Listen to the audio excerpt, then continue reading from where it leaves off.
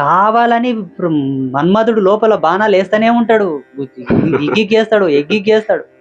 అటువంటి టైంలో కంట్రోల్ చేస్తే అప్పుడు నీ శక్తి సామర్థ్యాలు బయటపడతాయి. పట్టపగులు మాత్రం ఎట్టి పరిస్థితి లోపల ఆ ధర్మం తప్పరాదు, పగటి పూట మాత్రం నిషిద్ధం. నేను 100 వీడియోలు అయితే చెప్పబట్టి ఈ విషయం నువ్వు అడుగుతున్నావని మళ్ళీ చెప్తున్నా. గురుజీ పెళ్లి కాని వారి గురించి అడుగుతున్నాను. పెళ్ళి అయినా పెళ్లి కాకున్నా ముసలోడైనా సొర పిల్లగాడైనా ఎవడైనా పట్టపగులు మాత్రం ఆ తప్పు చేయరాదు.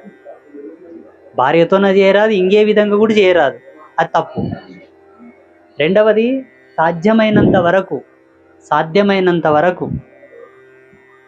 చాలామంది ఇష్టపడుతుంటారు, అది వాళ్ళ ఇష్టాలు మనం తప్పనీకే రాదు.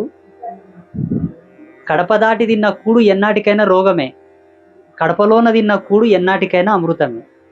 నేను కూడు అంటుండా కానీ దీన్ని వేరే విధంగా అర్థం చేసుకోండి, అర్థమైనా?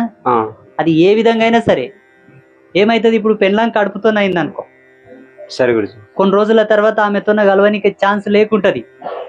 కానిపోయినాక పెళ్ళం మంచం ఎక్కుతుంది కదా, మొగుడు మంచం కింద ఉంటాడు, మరి ఎట్లా